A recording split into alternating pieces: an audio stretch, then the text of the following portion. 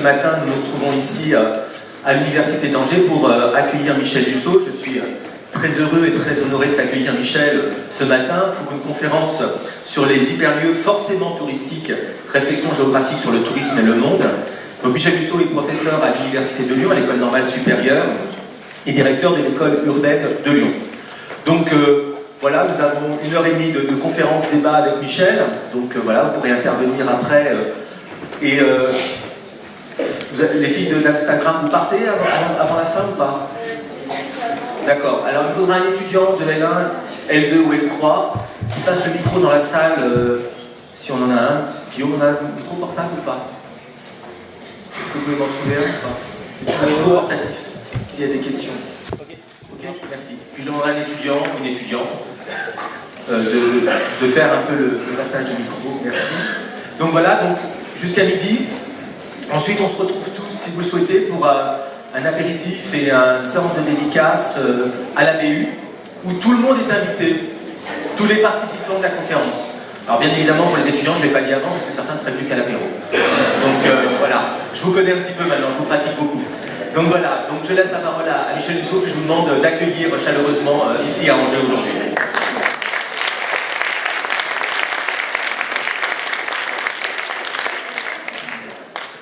Merci Philippe, bonjour à toutes, bonjour à tous. Merci d'être si nombreux pour ce samedi matin ensoleillé, où les tentations étaient fortes d'aller voir ailleurs. Et pour vous récompenser, je vais commencer par un petit film de 4 minutes 30. Expliquons un peu pourquoi ce petit film. Il se trouve que dans le cadre d'un programme que je mène de réflexion sur la relation entre le cinéma documentaire et la connaissance géographique, j'ai la chance d'avoir les moyens aujourd'hui de pouvoir faire du terrain accompagné par un cinéaste. C'est très intéressant parce que ça questionne beaucoup le regard qu'on peut avoir en tant que géographe, puisque discuter avec un documentariste, un cinéaste, qui s'appelle Hendrik Dussolier, qui a eu de très nombreux prix, notamment pour un de ses films qui vient de paraître en DVD, qui s'appelle Shibati, un film qui est consacré à l'évolution d'un quartier en Chine, qui est un documentaire absolument remarquable. Rencontrer un cinéaste, aller sur le terrain avec lui et se demander pourquoi on regarde certaines choses et pas lui, pourquoi lui regarde certaines choses et pas nous, c'est extrêmement stimulant, et puis ça permet de ramener aussi du matériau.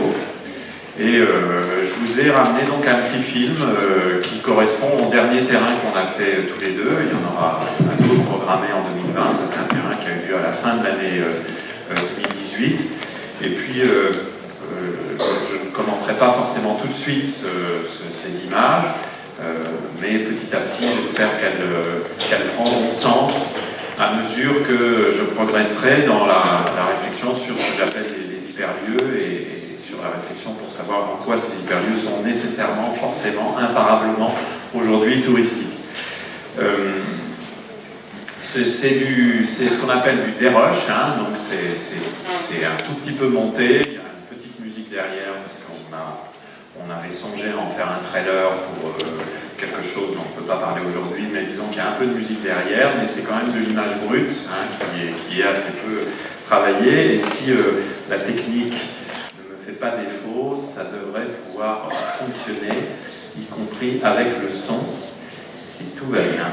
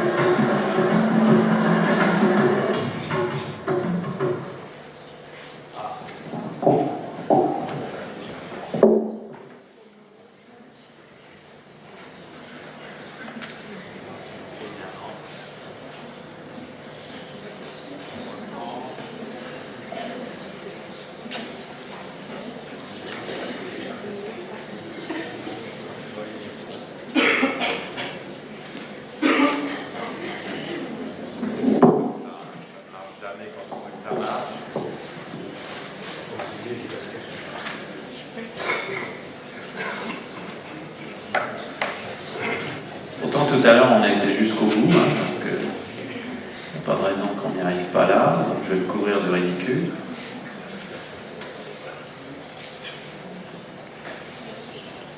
Bon, je réessaye peut-être, une fois, et puis si ça ne marche pas, j'essaierai de le recharger avant la fin.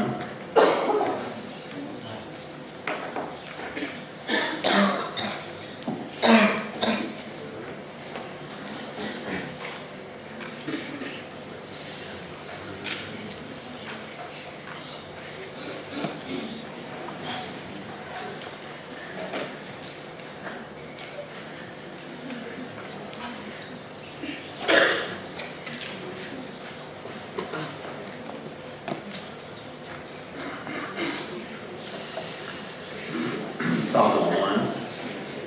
Vous voyez qu'il y avait bien le film, mais visiblement. Alors, je ne vais pas vous faire attendre plus longtemps. On va voir si ça se charge et je le reprendrai tout à l'heure. Peu importe.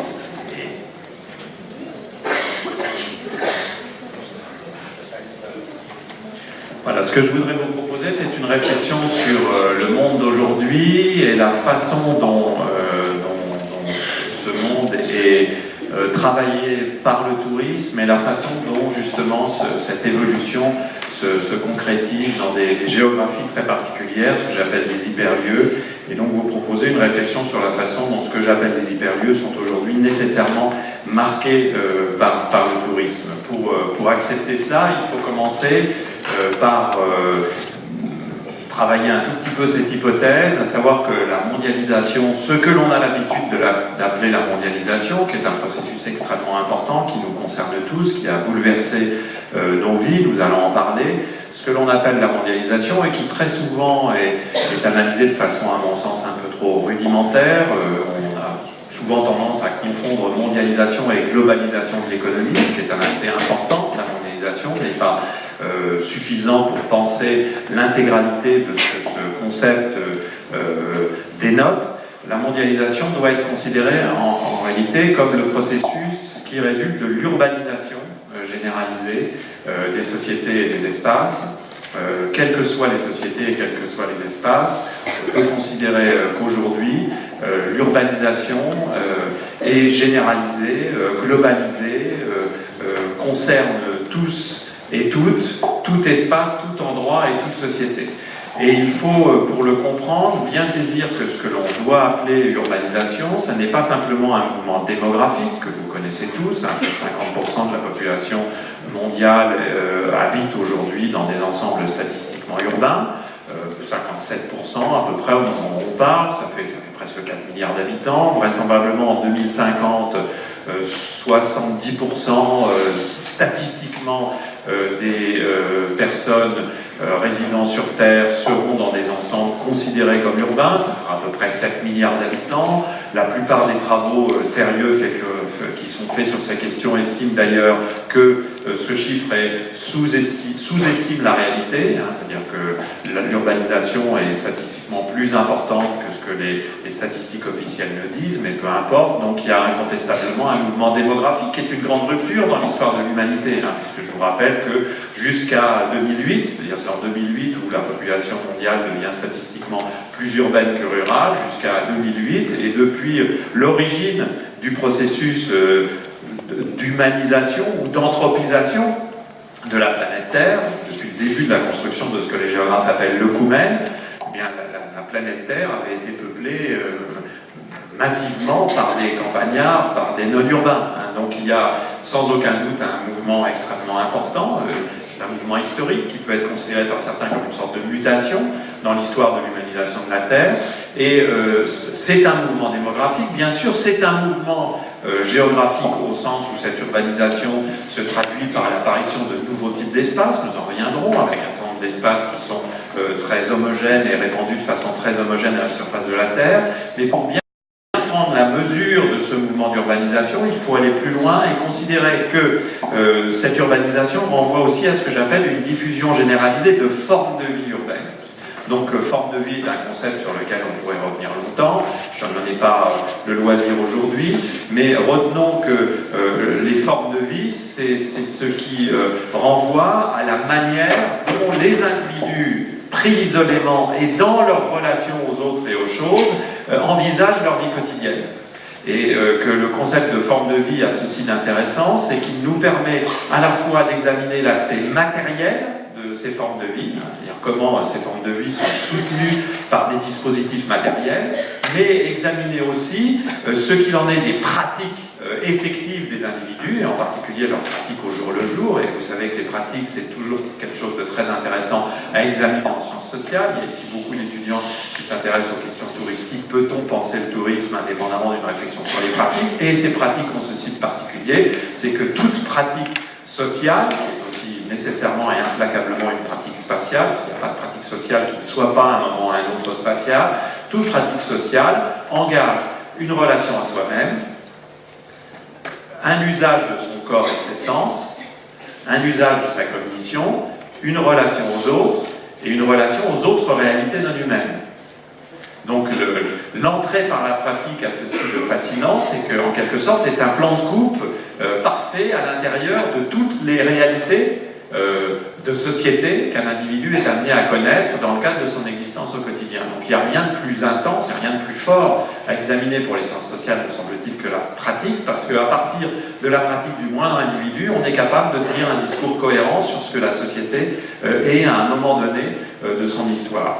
Et puis, ce qui est intéressant aussi dans les formes de vie, c'est que ça permet, d'ailleurs le concept vient d'un philosophe du langage, qui s'appelle Ludwig Wittgenstein, qui l'a créé au début du XXe siècle. Ce qui est intéressant dans l'idée de forme de vie, c'est que ça renvoie aussi à l'idée que pour vivre, nous avons besoin de médiations, qui sont les médiations du langage, de l'image, du discours, de la parole, du récit, vous voyez, de la fiction, que nous ne pouvons pas vivre sans cela, hein, que nous avons besoin des langages pour exister. Et là aussi, pour ceux qui s'intéressent au tourisme, on s'aperçoit immédiatement à quel point le tourisme est un champ d'une incroyable richesse sur cette question des langages, hein, des récits, des fictions, des images.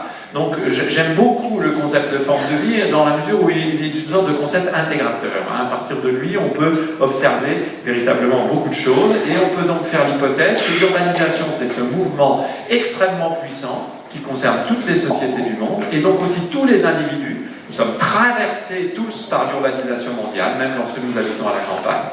C'est dans ce sens que l'urbanisation est un processus très étrange. C'est donc un processus qui traverse toutes les sociétés, tous les individus, et qui renvoie à l'apparition de formes de vie qui, à la surface du globe, ont toutes ce que j'appelle un air de famille. C'est-à-dire tendent à se ressembler. Même si elles ne sont pas identiques, elles tendent à se ressembler. Comme dirait l'autre, il y a des sortes de régularités qui apparaissent. Des attracteurs qui apparaissent. Et c'est un petit peu autour de cette idée d'air de famille que nous allons travailler parce qu'on va faire hypothèse, vous l'imaginez bien, que ce qui donne une partie de cet air de famille, c'est le tourisme, dans une certaine mesure.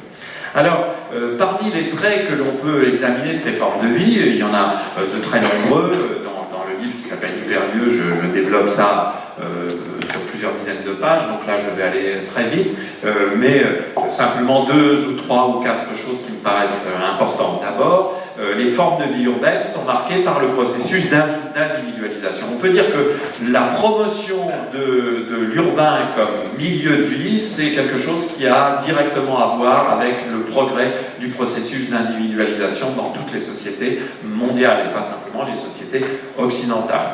L'individualisation, c'est un processus d'ailleurs qui historiquement, sociologiquement, anthropologiquement, psychologiquement, politiquement, géographiquement est un processus extrêmement complexe que l'on aurait tort d'aborder de façon très schématique, puisque finalement l'individualisation, ça recouvre au moins 3 réalités différentes. Une subjectivation, c'est-à-dire que je me constitue comme sujet sentant, pensant, comme sujet possiblement affecté par des émotions, mu par des principes et des valeurs, où j'ai une subjectivité que j'essaie de me faire reconnaître. Si nous ne comprenons pas l'importance de cette subjectivisation, par exemple, nous ne pourrions pas comprendre pourquoi dans un domaine très différent, par exemple le domaine du travail, la notion de souffrance au travail est devenue si importante dans la plupart des sociétés urbanisées depuis 30 ans. Une souffrance au travail, qu'est-ce que c'est? C'est un sujet qui revendique le droit qu'on considère sa souffrance. Ça ne peut pas exister si vous n'avez pas un mouvement de subjectivation généralisé qui fait qu'on peut considérer que ce que le sujet ressent est pertinent au-delà même de son ressenti et peut devenir un objet de débat politique, juridique. Vous voyez ce que je veux dire, hein? La souffrance au travail, c'est pas simplement ce que je ressens moi, c'est ce que je peux en faire comme objet de débat politique. Et ça ne peut pas exister s'il n'y a pas un processus de subjectivation qui fait que je pense que moi, ma subjectivité doit être prise en considération. C'est non seulement l'étalon de ce que je suis capable de faire, mais elle doit être prise en considération par les autres. Là aussi, c'est très important pour tous ceux qui s'intéressent au tourisme, hein, parce que je pense que la chose n'a peut-être pas été suffisamment mise en avant. Il y a quelque chose de très lié entre le mouvement de subjectivisation et le mouvement de touristification. Hein. C'est-à-dire que, effectivement, le fait que l'on puisse être considéré comme un sujet avec des désirs, avec des vouloirs, avec des sens, des volontés de satisfaire ces désirs, est quelque chose qui est très lié aussi au développement du système touristique et du loisir. On pourrait insister aussi sur le fait que l'individualisation, c'est ce qui renvoie à ce que j'appelle l'actorisation ou l'actorialisation, c'est-à-dire je me revendique aussi comme étant non seulement un sujet doué d'une subjectivité, mais aussi comme un acteur politique. Période de gilets jaunes, je pense que j'ai pas besoin d'être trop long là-dessus. Hein, les revendications d'être des acteurs et pas simplement des clients. D'être des acteurs et pas simplement des sujets agis par les machines politiques, c'est quelque chose de très important. Et puis il y a ce qu'on appelle l'individuation, qui est encore autre chose, qui est le fait que l'on considère que l'individu doit être considéré comme la plus petite unité du social, c'est-à-dire c'est aussi quelque chose qui renvoie à ce que l'on pourrait appeler la conquête des droits des individus. Hein. La conquête des droits des individus, elle est évidemment liée à la subjectivation et à l'actorialisation, mais c'est pas exactement la même chose. Hein. C'est un processus qui va un peu plus loin. Et aujourd'hui, nous sommes dans un monde où les revendications de reconnaissance des individus et de leurs droits spécifiques est un monde, nous sommes dans un monde où cette revendication est extrêmement importante. On pourrait même penser que nous sommes dans un monde où la requête de droits n'a jamais été aussi puissante. Tout groupe d'individus est tenté aujourd'hui de se faire reconnaître des droits d'individus spécifiques. Et c'est aussi évidemment quelque chose de très important. Mais il y a d'autres mouvements très fondamentaux qu'on doit examiner si l'on voulait aller jusqu'au bout de la réflexion sur ces formes de vie urbaine. L'importance de la mobilité et de la connexion. La connexion étant de plus en plus importante, j'ai tendance même à dire aujourd'hui que la connexion est plus importante que la mobilité elle-même. Ce qui est la clé des sociétés contemporaines, c'est bien sûr d'être en mouvement, mais c'est surtout d'être connecté. Le succès de ce genre de couteau suisse étant peut-être la chose la plus extraordinaire. Je vous rappelle que ça n'existait pas avant 2007. Hein. Le premier iPhone est vendu à New York, à Apple Store de New York, en juin 2007. Ça fait 10 ans, un peu plus de 10 ans que cet objet existe. Il a complètement bouleversé les existences, ne me dites pas le contraire, je ne vous croirais pas, hein, à tel point qu'il est devenu pour certains une sorte d'outil prothétique, hein, une sorte de prothèse, d'extension de soi. Hein, il n'y a qu'à voir, si c'est toute personne ayant élevé un adolescent à l'époque du smartphone voit à peu près de quoi je veux parler. Moi j'ai échappé à ça, les miens sont plus âgés. Donc perdre un iPhone est quelque chose qui est considéré comme une sorte d'amputation de soi-même. Il y a incontestablement quelque chose qui renvoie à la puissance de cet objet, qui est un objet connectique. Hein. C'est un objet, le grand coup de génie de Steve Jobs et des équipes d'Apple, c'est qu'à l'intérieur de cela, il y a effectivement de l'innovation technologique, mais qui finalement est une innovation technologique qu'Apple a plutôt racheté à d'autres. Le coup de génie en matière d'innovation, c'est de la compréhension que l'élément clé de la vie contemporaine, c'était la connexion. Et ça n'est sans doute pas un hasard si les plus grosses capitalisations boursières du moment, à côté des traditionnels pétroliers, et devant aujourd'hui les pétroliers, sont toutes des entreprises de connectique. Google, Apple, Facebook, Amazon, Microsoft, toutes sont des entreprises qui jouent de cette connexion. Autre mouvement très intéressant, il faut que j'en dise un mot rapide, la normalisation et la normation. La normalisation, ça renvoie à l'idée que le monde contemporain est un monde de plus en plus normé au plan juridique et administratif du terme, c'est-à-dire il y a des systèmes normatifs de plus en plus puissants et de plus en plus encadrant la moindre pratique et la moindre activité. C'est-à-dire nous sommes dans des moments où les sociétés urbanisées produisent des systèmes de normes de plus en plus proliférants. Et c'est quelque chose que tout universitaire le sait. Organiser un master, il y a 25 ans, c'était beaucoup plus simple qu'organiser un master aujourd'hui. Nous sommes complètement immergés dans des univers de normes et de prescriptions administratives. À tel point qu'on a du mal à envisager une action quelconque qui ne soit pas, à un moment ou à un autre, encadrée par une norme, par un règlement ou par une loi. Et ça, c'est vrai partout. Mais nous avons aussi ce que Michel Foucault appelait la puissance des instances de normation. Il faisait une différence entre la normalisation et la normation. La normation, ce sont tous les ensembles qui ne sont pas législatifs et réglementaires et qui essayent de rendre les individus et leurs actes conformes à des modèles normatifs, mais cette fois-ci en termes de valeurs et pas en termes de règles et de cadres juridiques. Nous allons voir que le tourisme est une instance de normation. Le tourisme tend à essayer de rendre les individus conformes à un certain nombre de valeurs et à un certain nombre de répertoires d'actes qui apparaissent comme des répertoires d'actes légitimes à l'intérieur du champ touristique.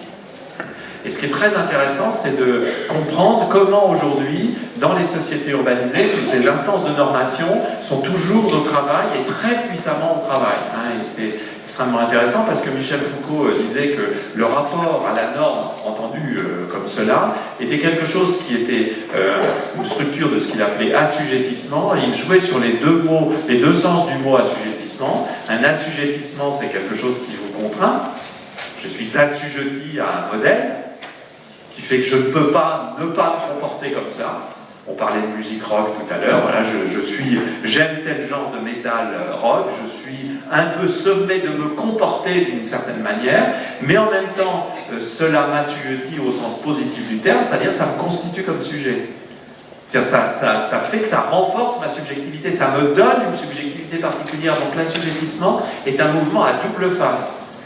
Une phase de contrainte, une phase d'affirmation de soi. Et c'est ça qui, moi, m'intéresse toujours dans les phénomènes sociaux. C'est pas simplement de dire c'est aliénant ou c'est libérateur. Je fais le pari que toute pratique sociale est à la fois aliénante et libératrice. Elle est assujettissante dans les deux sens du terme. C'est-à-dire elle nous met dans des systèmes de contraintes, mais en même temps, elle nous donne des possibilités pour agir, pour faire des choses, y compris parfois pour nous libérer des systèmes de contraintes. Et c'est ça qui est assez fascinant dans le social.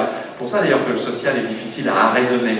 C'est que le social est toujours profondément ambigu par rapport à cela. Et puis, il y a d'autres phénomènes, et j'ai rajouté le phénomène de touristification. Je laisse de côté la numérisation, c'est le développement de la sphère numérique, ça va par tout le monde, c'est quelque chose qui est assez évident pour ne pas devoir être développé très vite. Mais la touristification et la ludification, parce que moi je mets les deux ensemble, je crois que c'est très difficile aujourd'hui de séparer le tourisme, le loisir, la fête, mais les choses sont tellement aujourd'hui hybridées et interconnectées que ça devient un peu formel d'essayer de les séparer complètement. Et je crois qu'on peut dire que la touristification est un processus extrêmement fort et que le tourisme s'inscrit dans les formes de vie.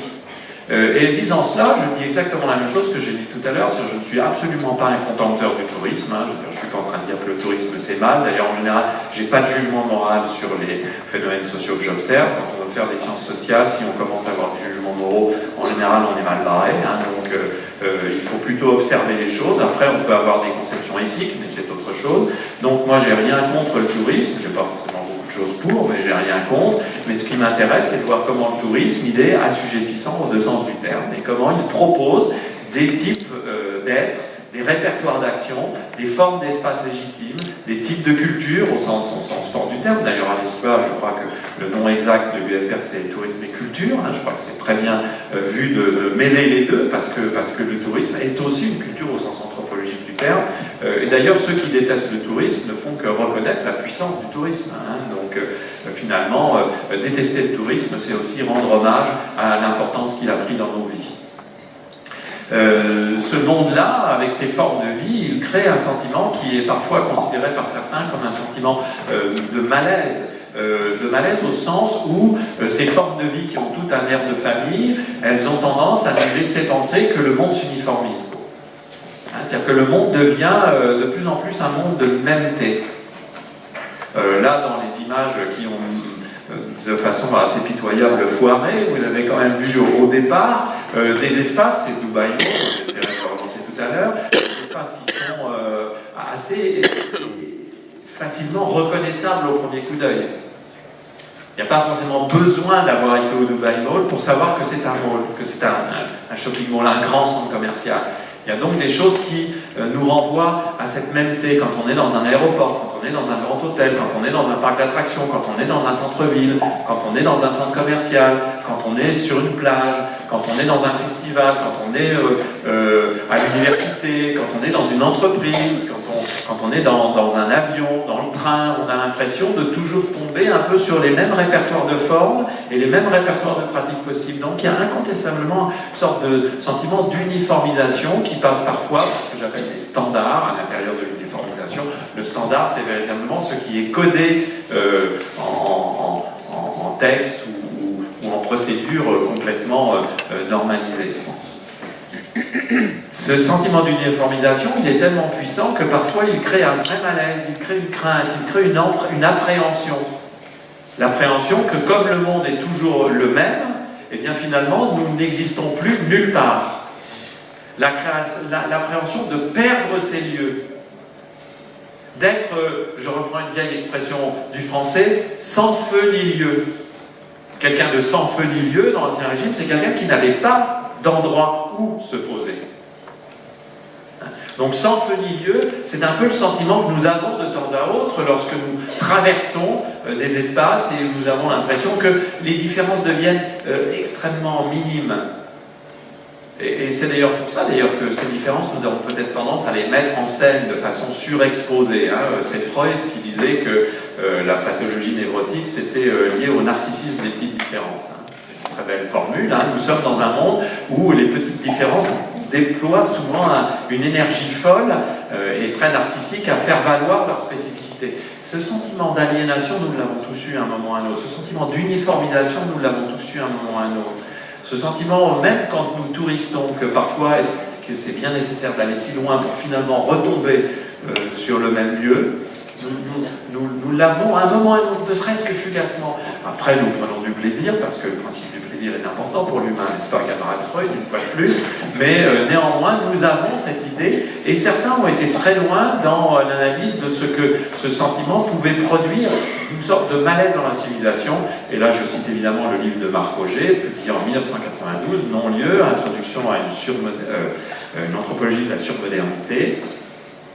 Un livre que j'ai beaucoup aimé et beaucoup détesté. Et il m'a fallu 25 ans pour répondre à ce livre, puisque le livre Hyperlieu est une réponse au non-lieu de Marc Roger, puisque l'hypothèse que je fais dans Hyperlieu, c'est justement que face à ce sentiment d'uniformisation et de mêmeté du monde, un des points d'appui que nous avons, nous individus en société, pour essayer de reproduire de la différence, pour essayer de différencier, pour essayer de mettre en avant une certaine spécificité à la fois de nos lieux et de nos existences, eh bien c'est le travail justement sur la néolocalisation, c'est-à-dire je pense que les lieux, notre attachement aux lieux, qui est un attachement extrêmement spectaculaire. Dans le livre, je montre qu'il y a un véritable regain d'intérêt pour les lieux, à l'encontre même de toute une série d'idéologies sociales, territoriales et politiques qui, il y a 20 ou 25 ans, disaient dans le monde en mouvement mobile et connecté que nous sommes en train d'installer, les lieux n'auront plus d'importance, l'espace et les lieux n'auront plus d'importance.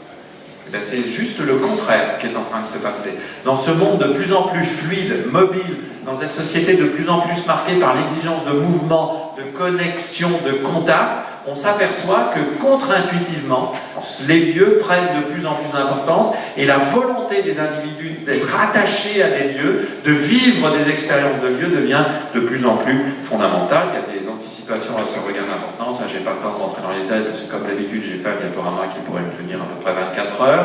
Donc il faut que j'aille un peu plus vite, mais je vous conseille pour ceux qui auraient le temps d'aller travailler ce très beau livre de Ray Oldenburg, The Great Good Place. Ray Oldenburg, c'est un sociologue américain qui est un petit peu l'inventeur du concept qui aujourd'hui fait fureur, y compris peut-être à Angers, ce qu'on appelle les tiers-lieux.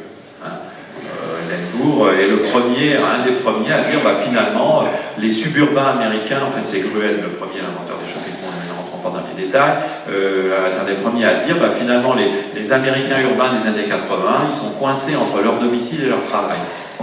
Voilà. Et pris entre le marteau du domicile et l'enclume du travail, à moins que ça ne soit l'inverse, qu'est-ce qu'ils peuvent faire pour ne justement pas être aliénés? Eh bien, il faut trouver d'autres types de lieux, il faut trouver a great good place, une bonne place, il faut trouver un troisième lieu, a third place, qui est justement un lieu non contraint ni par l'exigence domestique, ni par l'exigence professionnelle, qui serait un lieu du loisir au sens presque grec du terme, c'est-à-dire un lieu du temps libre qu'on investit pour se recréer soi-même, pour retrouver un certain nombre de principes et de valeurs non contraints qui nous permettent de nous revendiquer comme un sujet avec des désirs, avec une spécificité. C'est une intuition très forte et qui me semble tout à fait juste aujourd'hui si l'on observe ce qui se passe dans le monde. Alors dans le livre Hyperlieu, je suis allé à la rencontre d'espaces où je pouvais faire hypothèse que justement ce que l'on observait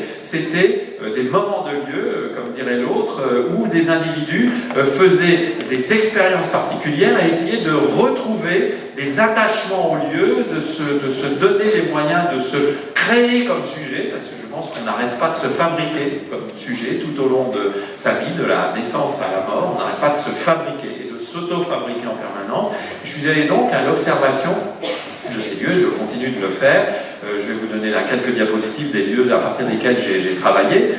Il y en a bien d'autres, mais ça c'est Times Square à New York, au moment de la fête du Nouvel An. 2 millions de personnes sont rassemblées pour cette fête du Nouvel An. Vous allez voir que tous ces lieux ont un rapport à la fête, évidemment.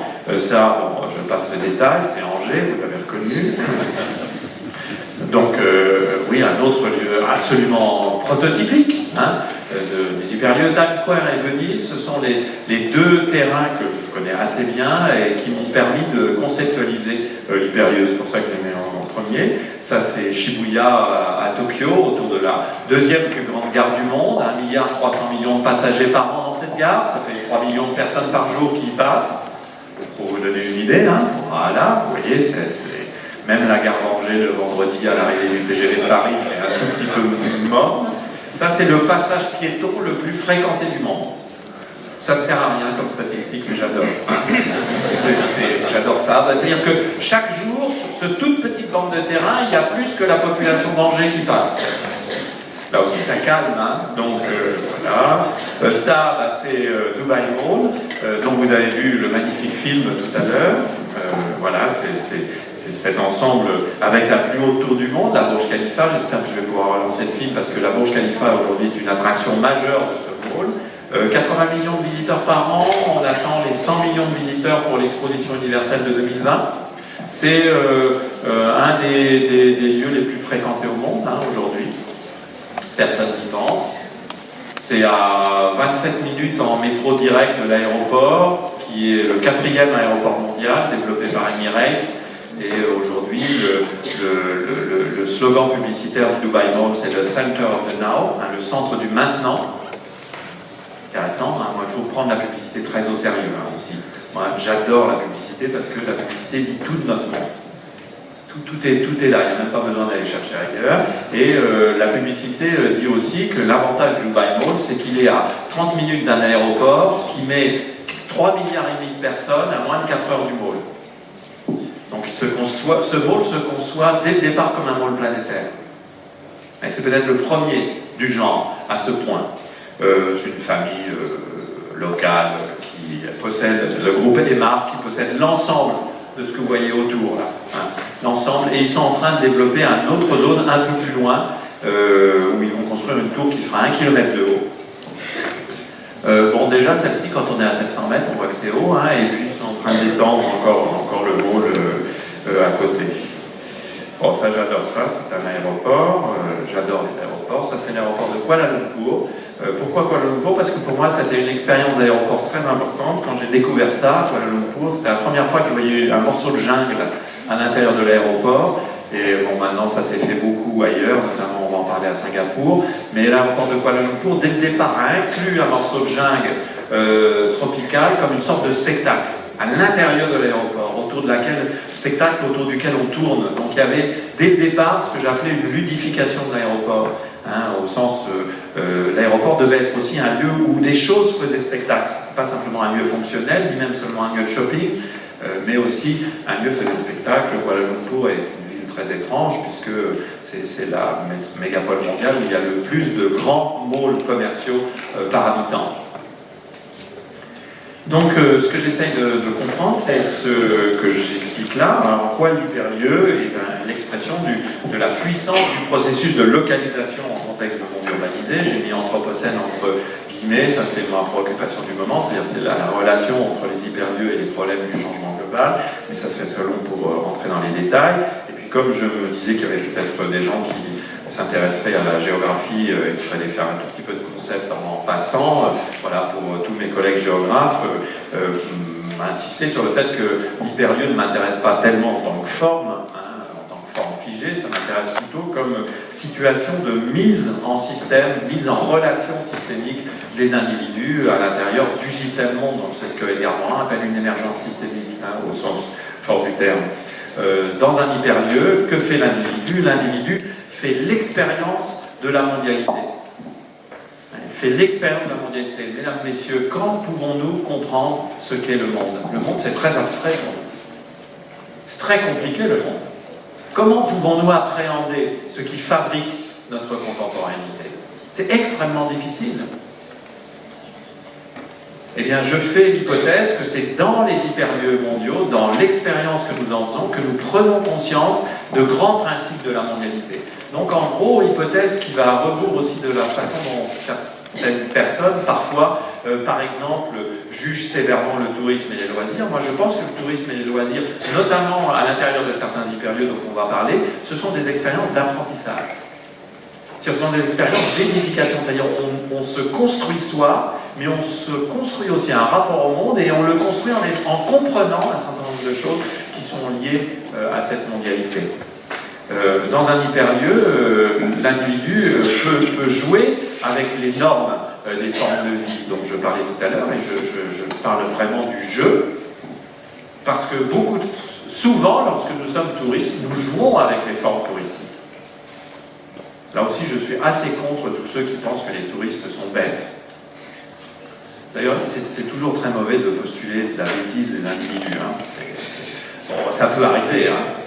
On a des cas, on pourrait même citer des noms, hein, certainement. Mais je pense qu'il faut toujours partir de l'idée que les individus sont, surtout dans les sociétés individualisées, sont toujours capables de réflexivité, sont toujours capables de prendre une légère distance par rapport à ce qu'ils sont en train de faire.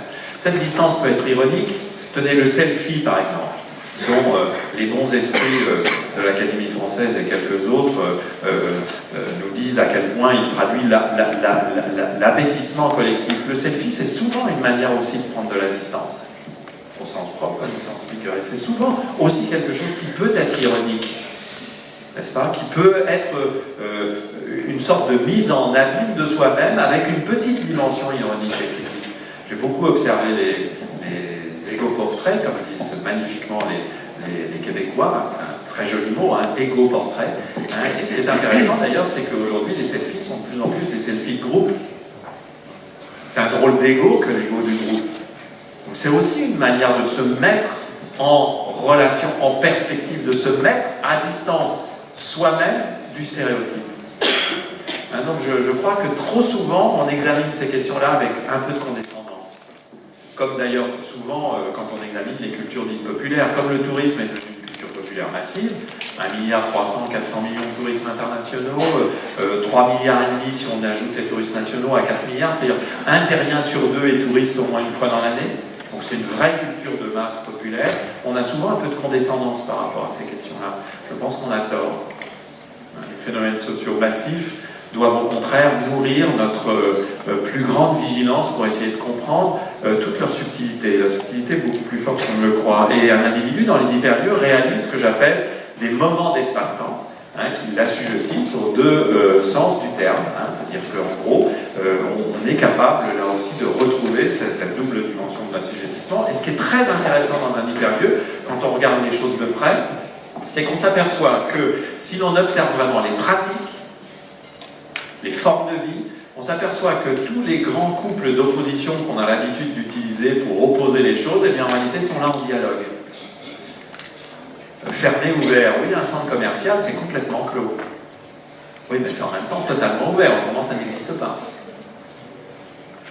Donc il ne faut pas opposer la fermeture et l'ouverture, il faut comprendre la tension qu'il y a entre les deux. Halte, mouvement, ben, c'est la même chose.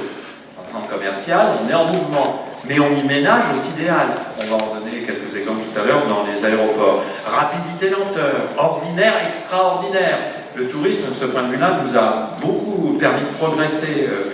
Lorsqu'à la fin des années 90, l'équipe MIT, que certains d'entre vous ici connaissent, autour de Rémi Knafou, a commencé à insister sur le fait que le tourisme, c'était l'extraordinaire dans l'ordinaire, à moins que ça ne soit l'ordinaire dans l'extraordinaire. C'était cette tension entre les deux choses qui est intéressante. Aujourd'hui, être touriste, c'est très ordinaire. Mais ça reste quand même quelque chose d'un peu différent de la vie au quotidien. Mais même la vie au quotidien, elle est changée par le fait qu'on est aussi souvent ordinairement un touriste. On ne s'habille plus pareil, on ne mange plus pareil, on ne regarde plus pareil les émissions de télévision, on ne parle plus de la même chose avec ses amis. Donc l'extraordinaire vient infuser aussi dans l'ordinaire. C'est assez fascinant de voir comment cette tension-là existe. Et puis, générique spécifique, oui, les hyperlieux, ils sont tous apparemment les mêmes, mais ils sont tous très différents quand on les regarde du point de vue de ma pratique. Ça aussi, une partie des sciences sociales n'a pas vu le coup. Hein. Oui, les hyperlieux peuvent se ressembler quand on les regarde du satellite. Mais si on descend à l'intérieur, vous avez vu peut-être dans le film de 17 minutes que je vous ai montré magnifiquement au démarrage, vous avez vu ces plans travelling là. Alors, petit détail technique, on a fait ça avec Hendrik en posant une caméra sur une valise à roulettes. Parce qu'en fait, on n'avait pas vraiment le droit de filmer dans le mot, et donc on a triché, et vous avez vu les travelling que ça donne, parce que comme le sol est en marbre, avec des tout petits joints, c'est nickel, c'est du billard, et vous voyez, dès qu'on descend à l'échelle des individus, on voit immédiatement apparaître toutes les petites différenciations personnelles, y compris dans la manière dont les Émiratis, femmes et hommes, portent leurs vêtements, mettent leur voile et leur châle, et il y a des images ensuite dans la mosquée, etc.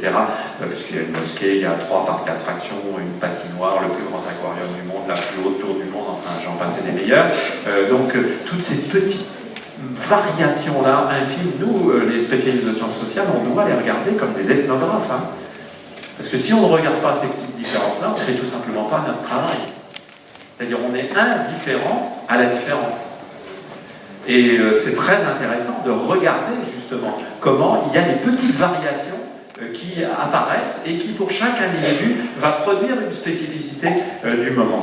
Bon allez, ségrégé mixte, oui parce que les hyperlieux mondiaux sont des hyperlieux où on y voit toute la ségrégation du monde contemporain.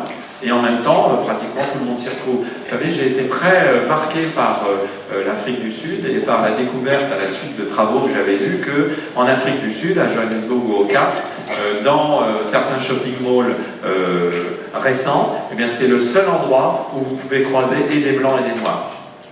Parce que dans le monde résidentiel, tout est tellement ségrégé, même si l'apartheid n'existe plus, qu'en vérité, les groupes vivent côte à côte, mais jamais ensemble. Idem dans certains États américains. C'est d'ailleurs assez problématique qu'aux États-Unis, comme en Afrique du Sud, les espaces publics officiels sont moins mixtes que les espaces commerciaux, socialement. Ça pose toute une série de questions, y compris sur la politicité de ces hyperlieux. C'est pour ça que dans mon livre, je dis, mais finalement, les hyperlieux sont peut-être des points politiques majeurs du monde contemporain. Donc, j'ai essayé ensuite de dégager des principes de l'hyperlocalisation. Il y en avait 5 dans le livre. Maintenant, comme je suis comme un vieux chanteur en tournée depuis 2 ans pour défendre l'hyperlieu, j'en ai rajouté 2, mais peu importe. On ne va pas rentrer dans les détails parce que c'est trop long, mais il y en a 3 que j'ai soulignés parce qu'ils me paraissent particulièrement liés à ce que le tourisme nous dit aussi de la manière qu'ont les individus de vivre. D'abord, la question de l'intensité des pratiques. Oui, les hyperlieux sont des espaces intenses. Des pratiques qui sont intenses, il y a de la variété, de la diversité et de l'intensité. L'intensité, c'est la manière dont la variété et la diversité d'ailleurs se combinent. Et donc l'intensité des pratiques, c'est un critère toujours très intéressant pour spécifier un hyperlieu. Alors évidemment, il y a un gradient, il y a des hyperlieux qui sont moins intenses que d'autres, il y a des hyperlieux à Angers, si, je vous assure, il y en a, il suffit de les regarder, mais ils seront moins intenses, sans doute que le Dubaï. Bon. Mais néanmoins, l'intensité, c'est une valeur à la fois relative, donc aux situations, mais aussi absolue. Hyperscalarité, hyperspatialité, je passe les détails. Tous ceux qui voudront avoir des détails, justement des détails, achèteront évidemment le livre, dont le tarif est absolument magnifique, 23 €. Mais je voulais insister aussi sur la dimension expérientielle. Vous avez remarqué à quel point aujourd'hui nous n'avons pas tant des pratiques que des expériences. Moi j'ai compris ça un jour en sortant d'un avion, c'est un chic, à l'aéroport de Singapour, et où j'ai vu Living the Shopping Experience. Je me suis dit, alors merde, si même le shopping est une expérience, là vraiment ça veut dire que tout est expérience. Donc c'est pas une blague. Après j'ai commencé à réfléchir sérieusement à ça. Ça m'a d'abord fait rigoler, hein, comme tout le monde. Puis après je me suis dit, mais qu'est-ce que ça veut dire? Qu'est-ce que ça signifie du moment social? Ben oui, l'expérience, c'est l'alpha et l'oméga de la pratique. Nous avons besoin d'expérience. D'ailleurs, c'est la raison pour laquelle j'ai voulu commencer par un film. Regardez comme j'ai été puni. Hein. J'ai voulu que cette conférence ne soit pas simplement une conférence, mais une expérience conférencière. Hein. Donc, il faut vivre des expériences. C'est pour ça qu'on organise des festivals, n'est-ce pas, Philippe, hein. Il s'agit de faire en sorte que non seulement on fasse des choses, mais que ces choses fassent expérience. Hein. Et cette dimension expérientielle de l'existence, si on y réfléchit bien, elle est générale à toutes nos pratiques. Et puis l'affinité, hein, les hyperlieux, ce sont aussi des espaces d'affinité. Affinité, c'est un mot intéressant. Vous savez que l'origine latine du mot affine, affinitaire, affinité, on a oublié. L'origine latine du mot, c'est un terme latin qui renvoie à la famille. L'affinité, c'est ce qui nous rend familiers. Vous voyez ce que je veux dire? Au départ, c'était un mot qui s'adaptait aux relations intrafamiliales.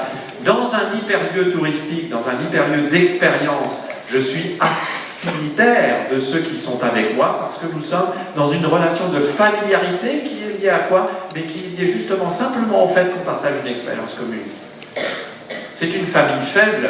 Je ne vais pas entretenir de relations suivies avec des gens que j'ai rencontrés dans le cadre d'une pratique de loisirs ou de tourisme. Ça peut arriver, mais c'est très rare. Tout le monde, évidemment, à la suite d'un voyage, s'embrasse à l'aéroport et dit « on reste en contact ». En général, non. Hein, mais néanmoins, nous avons été familiers le temps de l'expérience du lieu. Vous voyez ce que je veux dire? C'est-à-dire, la relation entre l'expérience et l'affinité est très forte. Hein, et je trouve que c'est extrêmement dynamique d'observer les lieux de cette manière-là. Et dans ce cadre-là, le tourisme, la fête, le loisir sont des activités qui contribuent à deux choses. D'abord, elles contribuent de plus en plus à ce que j'appelle le design des hyperlieux. Hein, et je ne dis pas dessin, je dis design, pour reprendre le mot américain, anglais, parce que le design, c'est une activité très particulière qui consiste justement à concevoir les espaces, les formes, pour qu'elles puissent être des supports d'expérience affinitaire. Et c'est ce design-là, d'ailleurs, qui a commencé à uniformiser un peu les situations, et contre lequel parfois nous luttons, d'ailleurs. Et puis, les hyperlieux, le tourisme, le joyeux à la fête, sont également des instances de normation de plus en plus puissantes de nos rapports au monde. Tout lieu, dans ce cadre-là, doit posséder ce que j'appelle une potentialité d'expérience touristique, constituer un endroit à visiter, à photographier, à raconter. Tout lieu doit faire événement.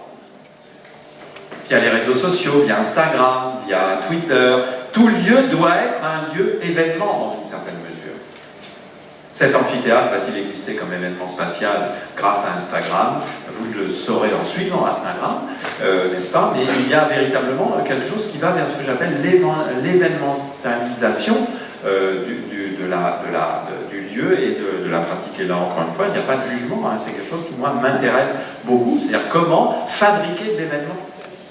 Et là, le tourisme est évidemment une machine à fabrication d'événements, et il produit des espaces et des spatialités hybrides, au sens où ce qui m'intéresse, c'est comme le tourisme est devenu un élément clé des formes de vie urbaine, eh bien, il y a de moins en moins d'espaces qui ne sont que des espaces touristiques. Tous les espaces sont potentiellement touristiques. J'avais écrit il y a presque une quinzaine d'années un texte dans un livre paru aux éditions Belin qui s'appelait « Le tourisme, un genre commun », c'est-à-dire le tourisme devient un genre commun de l'espace et de la spatialité. Tout lieu peut être porteur d'une dimension touristique, doit être porteur d'une dimension touristique s'il est convenablement designé. Alors regardez, hier je cours dans le métro pour prendre mon train à la gare Montparnasse parce que je venais de Bruxelles, j'étais en retard, mais je cours, mais néanmoins je vois une immense publicité, vous savez, sur ce grand couloir avec des escaliers mécaniques à Montparnasse, là, qui permet d'aller prendre le métro 4, je vois une immense publicité que je n'avais pas vue jusqu'à présent, parce qu'on a beau être attentif et on loupe des trucs, j'en étais malade d'avoir loupé ça, parce que ça date de novembre 2008, le nouveau slogan, et je vois ça, « We love places ». Quand même, je suis une publicité pour géographe, il faut que je la prenne, donc « We love places », nous aimons les lieux. Et je me renseigne et je vois que c'est une publicité de la compagnie aérienne Vueling.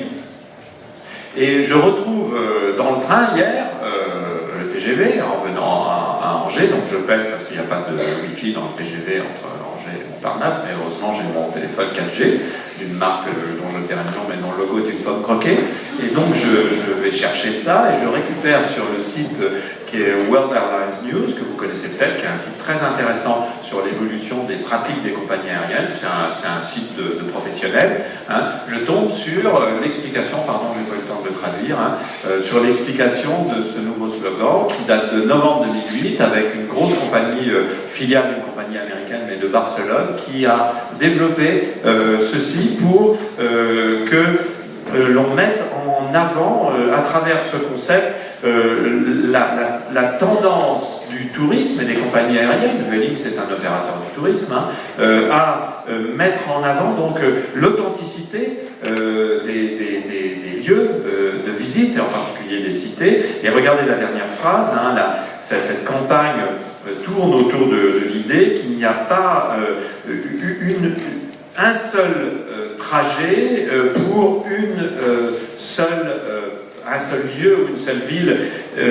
La même destination peut être vécue de façon très différente. Bah, écoutez, c'est pas moi qui le dis, là, c'est Vueling. Donc, vous savez, j'aime bien ce genre de preuve, parce que si un géographe dit chacun peut vivre une expérience de lieu différente, on va dire, bon, allez, on va encore fumer la moquette, ça c'est une spéculation abstraite de théoriciens des sciences sociales, c'est bien joli les concepts, mais il faut quand même aller dans la vraie vie. Bah oui, ben voilà la vraie vie, c'est l'advertising pour une compagnie low cost, donc là, ça ne peut pas être plus dans la vraie vie. Et ben, ils disent exactement la même chose, alors ils ne le disent pas parce que je l'ai dit, c'est parce qu'ils le disent que les sciences sociales peuvent l'observer et le conceptualiser. Donc c'est très intéressant de voir que la publicité elle-même est en train de mettre en avant cette singularité de l'expérience du même. C'est ce jeu entre le même et le différent qui me paraît tout à fait intéressant. Alors ça, Singapour 2019, un autre site professionnel, Food and Sense, donc j'ai pris, je savais que je venais là, donc c'est un site de cuisine, de tourisme et de cuisine, et qui parle du nouvel aéroport de Singapour. En fait, Isgour, c'est le nouveau terminal de l'aéroport de Singapour, qui est un aéroport, alors je vous le conseille, il faut y aller rien que pour l'aéroport, il n'y a même pas besoin de sortir, vous arrêtez de 3 heures, vous regardez l'aéroport, c'est formidable cet aéroport. Et l'aéroport du futur, et regardez surtout ce qui se dit, parce que là on voit bien l'hybridation dont je parlais, l'extravagant aéroport terminal ouvrira ses portes, 300 magasins et restaurants, bon bah ça d'accord, mais ça tout le monde le fait, donc on s'en fout, tous les aéroports deviennent des sortes de shopping malls avec des pistes.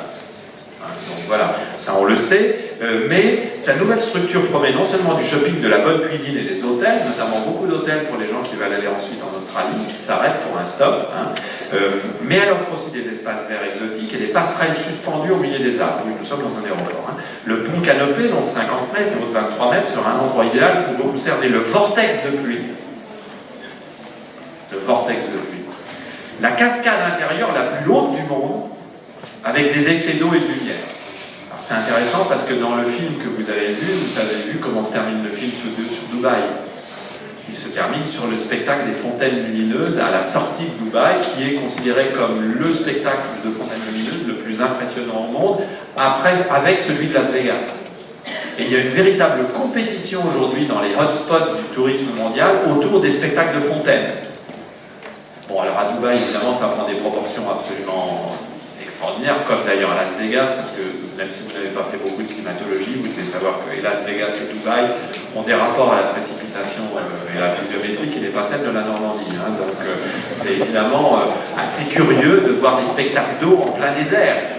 Et hop, vous retrouvez ça ici à Singapour, un vortex de pluie. Et ce qui est intéressant, là, regardez, c'est la canopée sera constituée de 9600 morceaux de verre, 2500 arbres, 100 000 arbustes, arriveront des pays comme le Brésil, l'Australie, la Thaïlande, les États-Unis. Est-ce qu'on a vraiment besoin de faire venir des arbustes de Thaïlande, des États-Unis pour un aéroport? Mais ça, c'est une autre question. Objectif, positionner Singapour comme un des principaux hubs du monde et évidemment faire compétition avec le hub majeur de la région qui est Dubaï. Au plus haut niveau de l'aéroport s'ouvrira le parc de la Canopée, un parc de 5 étages avec une superficie d'environ 14 000 m². On y trouvera des attractions, voilà le grand mot. L'expérience, l'événement nécessite l'attraction et réciproquement. Donc voilà le grand mot. L'aéroport est conçu désormais comme quoi? Comme un parc d'attractions, au sens strict du terme, comme une bulle d'attractions. Hein, des attractions comme le plus grand labyrinthe de miroirs dans le monde. Dans mon temps, on appelait ça dans les fêtes foraines un palais des glaces. Hein, le plus grand labyrinthe de miroirs du monde, construit dans un jardin, des poncins, des plantes exotiques et des arbustes taillés en forme d'animaux. Ça, le roi Louis XIV aimait beaucoup à Versailles. Les jeunes passagers pourront se perdre dans les nuages entre les nénuphars et les terrasses de jardin, tout en admirant les atterrissages et les décollages. Mais oui, mais là, on revient à une vieille histoire. C'est qu'avant les contraintes de sécurité post-attentat de Carlos à Orly dans les années 70, mais un des lieux touristiques les plus visités de Paris, je le dis pour les plus jeunes qui l'ignoreraient, c'était Orly. C'était la terrasse de l'aéroport d'Orly qui était un lieu de visite de famille. On allait voir les avions atterrir et c'est un spectacle formidable. Et c'est un spectacle dont on a perdu le sens avec les contraintes de sécurité. Et que fait Singapour et bien d'autres aéroports très intelligemment? Il refait spectacle de la fonction. Qu'est-ce qu'il y a de plus routinier qu'un collage et un atterrissage d'avion dans le monde aujourd'hui? Il en décolle, il en atterrit toutes les secondes. Oui, mais on peut refaire spectacle de ça. Donc vous voyez, l'attraction, l'événement, le spectacle, l'extraordinaire, le superlatif, le fait qu'il faut accueillir des foules en nombre, nous sommes au cœur du mouvement de constitution d'hyperlieux qui sont des hyperlieux hybrides, puisqu'on y vient prendre l'avion et on y vient faire expérience. Ça, je ne pouvais pas le louper. C'est à Kuala Lumpur, le Mall de Berjaya, qui est le plus grand au monde. C'est pas le plus fréquenté, c'est Dubai Mall, vraisemblablement, c'est pas trop. Mais alors, celui-ci, il est marrant parce que à partir du 5e étage, vous avez un parc d'attractions avec un grand 8. Bon, ça, bon, moi je l'ai fait évidemment 4 fois parce que j'adore ça. Donc c'est très marrant d'être dans un centre commercial et puis tourner comme ça. Hop. Vous dites, mais qu'est-ce que je fous là? Bah, vous ne savez pas, mais vous y prenez du plaisir. Et ça ne pouvait pas manquer. Comment s'appelle ce parc d'attractions? Il s'appelle Times Square. Et j'ai commencé par Times Square. Vous voyez quand même que cette conférence est d'une rigueur implacable.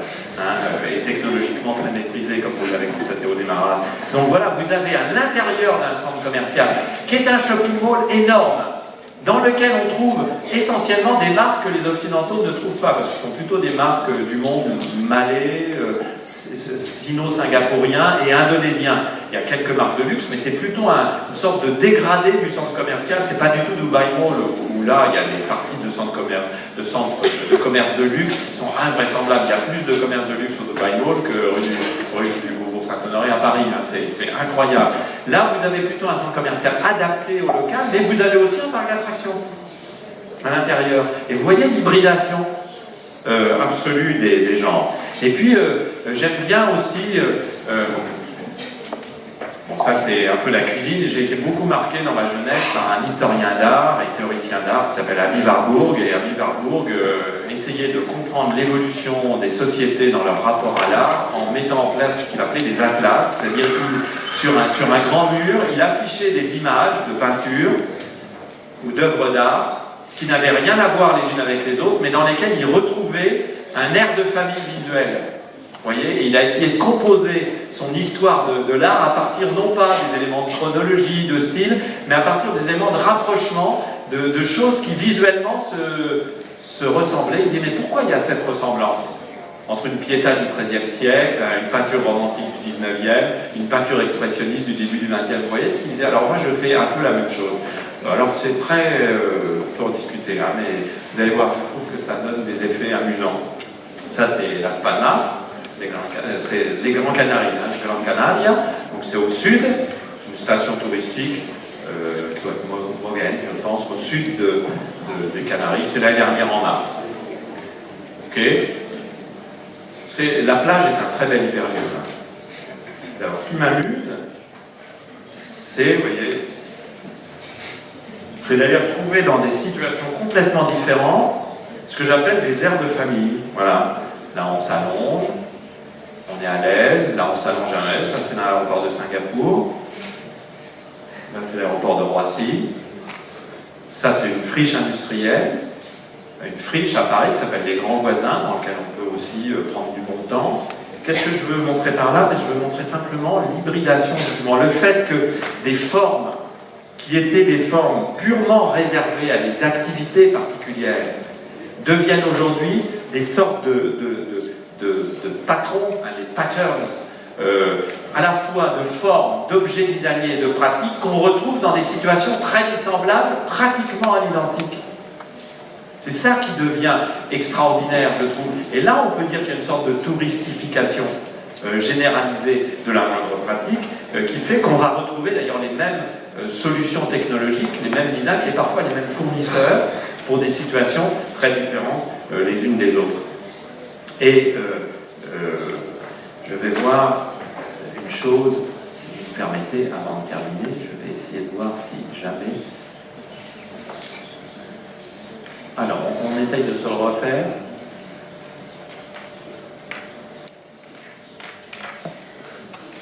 Si ça ne marche pas,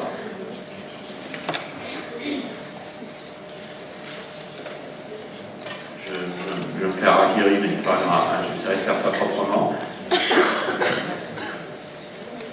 Alors, pendant que ça charge, nous verrons bien si ça charge, quelques éléments donc, de conclusion provisoire. Si vous voulez bien, avant de prendre des questions. Premier élément. Oui, incontestablement, le monde se mondialise. La Terre se mondialise de plus en plus. La mondialisation est un processus qui n'est pas terminé. C'est un processus qui continue de travailler en profondeur les espaces, les sociétés, les économies, les cultures, les individus.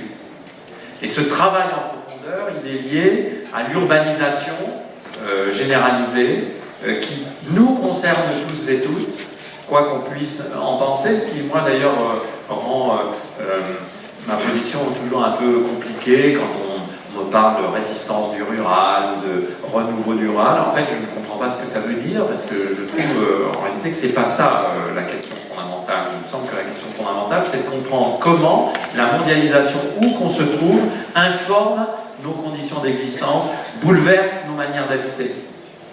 Après, on peut avoir des manières d'habiter qui sont assez différentes selon les contextes. On n'habite pas de la même manière à Lyon et à Angers, on n'habite pas de la même manière à Angers et au Pont de C, on n'habite pas de la même manière à Lyon et dans les monts du Lyonnais, évidemment, mais globalement, on est travaillé par des logiques qui toujours nous dépassent. C'est ça qui est particulièrement intéressant. Alors, je ne félicite pas l'Université d'Angers quant à la qualité de son réseau et du rural, n'est-ce pas? Je vais me plaindre. Où est la présidence? Je vais me plaindre. Donc,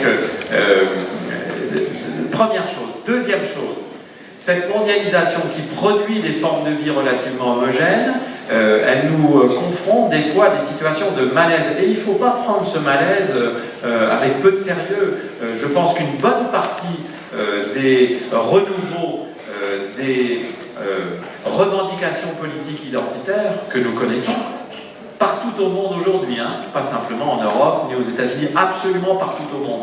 Une bonne partie de ces renouveaux de revendications identitaires viennent du sentiment que cette mondialisation impose des conditions de mêmeté qui remettent en question la possibilité de chacun de faire valoir sa singularité. Je pense que c'est quelque chose qui est véritablement important et qui doit être pris au sérieux. 3. Nonobstant, néanmoins, ce monde qui de facto s'uniformise, paradoxalement, on s'aperçoit qu'il se couvre de plus en plus de lieux qui deviennent des espaces d'expérience et de référence pour un nombre croissant d'individus. Donc un retour de l'intérêt des individus pour les lieux qui se traduit à la fois dans leur pratique, dans leurs revendications pratiques, dans la manière qu'ils ont de pratiquer ces espaces, mais qui s'expriment aussi à travers de plus en plus justement les médiations de la culture, de l'imaginaire, de la volonté de faire du local un espace d'épanouissement de l'individu. Avez-vous remarqué à quel point la plupart des grandes revendications politiques de ces dernières 10 années, la plupart des grandes revendications politiques, à un moment ou à un autre, s'appuyaient sur l'espace local pour se faire valoir, pour se mettre en perspective, pour finalement faire connaître un certain nombre de volontés de changement, comme si, d'ailleurs, on le voit aujourd'hui en Algérie, hein, la volonté de changer un système politique ne pouvait plus ne pas passer par une mobilisation locale, un investissement des lieux que font les Algériens qui essayent de faire en sorte que le régime ne se survive pas au-delà même de la mort de son dirigeant. Et qu'est-ce qu'ils font? Ils prennent les rues et les places pacifiquement. Ils font de l'espace local un tremplin de revendication, en même temps qu'ils font de cette prise des places et des rues un moment d'expérience partagée, un moment affinitaire qui fait événement, à la fois spatialement et historiquement. Ce n'est pas du tourisme, là, nous le voyons bien, nous sommes dans un autre registre, mais on voit à quel point on pourrait penser ces expériences politiques avec pratiquement les mêmes termes que nous pouvons penser les expériences d'hyperlieux touristiques. D'ailleurs, dans mon livre, dans les 2 derniers chapitres, je vais analyser des hyperlieux politiques très particuliers, notamment toutes les grandes places occupées après les mouvements des indignés en 2011, d'Occupy Wall Street en 2011, 2012, 2013, 2014, le mouvement des parapluies en Hong Kong 2015-2016, le mouvement de Maïdan en Ukraine, les printemps arabes, Nuit debout. Je vais également étudier les ZAD, la ZAD de Notre-Dame-des-Landes, les débats politiques qu'il y a eu autour de la jungle de Calais. C'est-à-dire, je suis allé travailler sur des lieux qui ont comme caractéristique d'avoir été des lieux politiques et ont retrouvé les critères de définition des hyperlieux dont j'ai parlé tout à l'heure. Et ça m'a beaucoup troublé de voir qu'on pouvait, avec une sorte de même grammaire de la localisation en situation de mondialisation, penser et des malls, des aéroports et des places occupées, et des ZAD et des parcs d'attractions.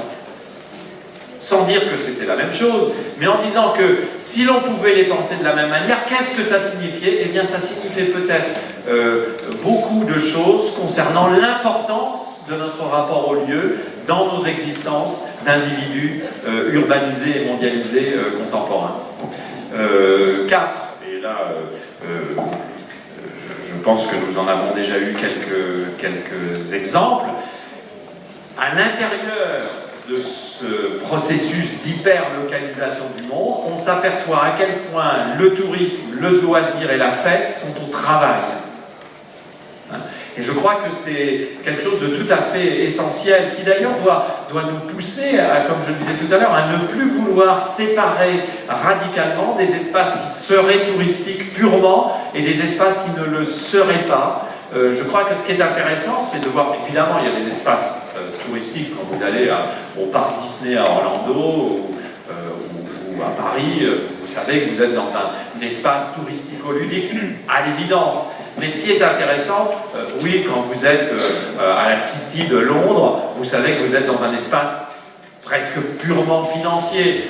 Quand vous êtes dans un certain nombre d'espaces commerciaux, vous savez bien que l'essentiel est là pour faire du shopping. Quoique là, en général, déjà, les choses soient un tout petit peu plus compliquées, parce que les shopping malls ont tellement évolué, peut-être moins en France qu'ailleurs d'ailleurs, parce qu'en France, on a encore une conception des centres commerciaux très périphériques, qui sont esthétiques comme des boîtes à chaussures et posées à la sortie des échangeurs, qui fait qu'on est un tout petit peu décalé par le mouvement mondial. Cela étant, ce n'est pas si vrai à Angers. Vous avez la chance à Angers d'avoir l'Atoll. Atoll est un centre commercial très intéressant, la chance, enfin, ça c'est un œil de géographe qui parle, hein. L'atoll est un centre commercial très intéressant parce que c'est un des premiers espaces commerciaux périphériques, périurbains français qui a intégré l'architecture et le design comme un élément de l'attractivité. C'est-à-dire qu'il faut faire un événement architectural de ce centre commercial. On dit les promoteurs, ils y sont d'ailleurs plutôt bien arrivés, et Atoll a un rôle assez important dans l'évolution actuelle d'un certain nombre de centres commerciaux, y compris périphériques. Donc le commerce, le mall est déjà une situation très hybride, et plus vous allez aller vers d'autres types d'espaces, plus nous allons constater cette hybridation-là. Les grands espaces publics urbains des villes comme Angers ou comme d'autres sont de plus en plus des espaces urbains où la question du tourisme, la question de la fête, la question du loisir sont des questions extrêmement importantes pour expliquer la façon même dont les pouvoirs publics veulent équiper ces espaces, veulent les réguler. Et la plupart des villes mondiales aujourd'hui sont travaillées par le tourisme. Regardez le succès du développement des plateformes comme Airbnb, par exemple, c'est un très bon indicateur de l'importance de ce travail touristique.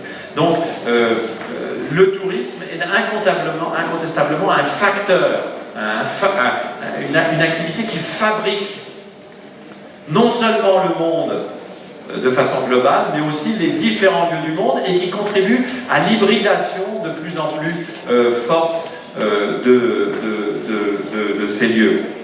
À l'intérieur de ces lieux, on peut trouver quelques lieux les plus spectaculaires qui soient.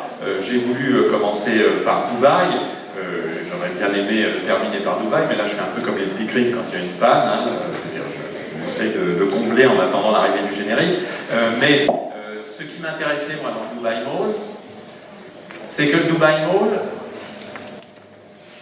en 10 ans, est devenu un des 20 spots touristiques mondiaux les plus vendus et les plus diffusés au monde.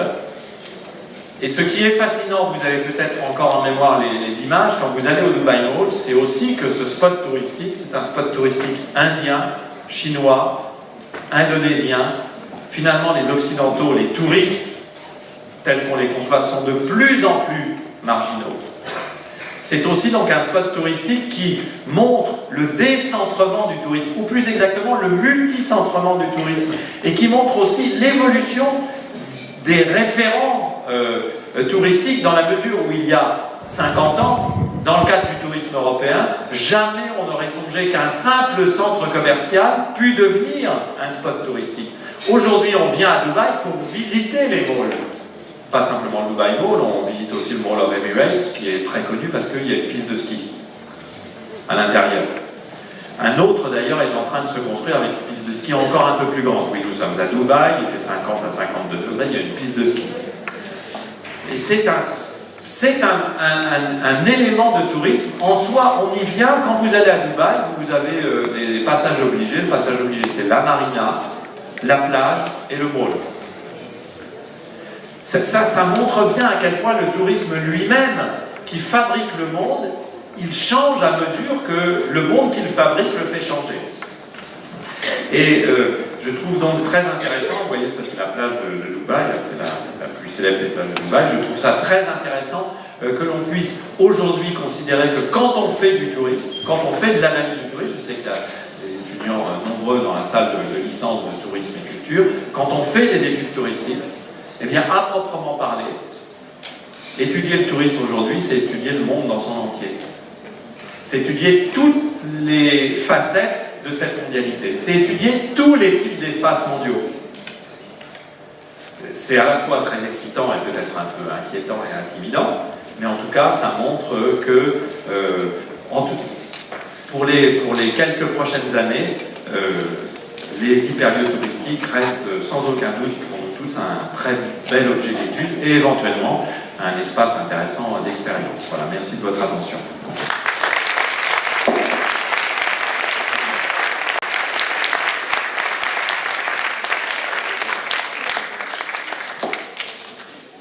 Merci Michel Musso pour cette conférence tout à fait stimulante. Alors, comme il est midi moins 5 et qu'on est attendu à la BU, ce que je propose, c'est comme vous êtes tous invités du petit apéritif pendant la séance de dédicace, c'est qu'on se retrouve donc juste à côté, donc à la bibliothèque universitaire d'Angers. En sortant de l'amphi, sur votre droite, prenez l'escalier et il y a la BU. Au fond de la BU, donc il y a un petit carré, vous verrez, avec un vue sur la Maine, c'est là qu'on se retrouve. Et je pense que ce sera le moment de pouvoir avoir des échanges avec Michel Husseau et puis une séance de dédicace. Peut-être que le film ira jusqu'au bout. Bon, ça, c'est l'aquarium du Dubai Mall. C'est ce que vous voyez quand vous arrivez. Vous avez une petite fille avec un casque de réalité virtuelle, puisqu'il y a aussi un parc d'attractions sur la réalité virtuelle. Et donc là, vous êtes dans les parties luxueuses du mall. C'est pixelisé, mais j'aimerais bien aller au moins jusqu'à l'arrivée de la tour qui est conçue comme une attraction. Hein. La montée à 700 mètres au 80e étage est scénarisée comme une attraction de parc d'attractions. La nourriture y prend une place évidemment fondamentale, comme dans tous les hypérieux touristiques. Hein. Il y a plus de 300 restaurants. Il est impossible de savoir quelle quantité de nourriture est nécessaire pour nourrir les gens qui arrivent ici 7 jours sur 7, de 9h à minuit, tous les jours, sauf les jours où c'est ouvert jusqu'à 2h du matin. Donc on y mange tout le temps, c'est une des caractéristiques du tourisme contemporain aussi, c'est qu'on y mange tout le temps. On y achète beaucoup, ça c'est la partie nouvelle qui s'appelle Fashion Avenue, c'est la partie nouvelle où il y a toutes les grandes marques mondiale de luxe et qui est une partie pratiquement intégralement utilisée par la grande bourgeoisie émiratie, hein, qui est assez fascinante et qui est devenue un point d'achat majeur pour toute la grande bourgeoisie du Golfe alentour. Il y a évidemment plusieurs mosquées. Là, on a pris quelques images et paf, ça s'arrête. Dieu n'est pas content à l'intérieur de la mosquée. Et si vous avez un petit peu de patience, peut-être que dans 5 minutes, nous irons jusqu'au bout. Autrement, un jour, vous verrez le film. Merci de votre attention quand même.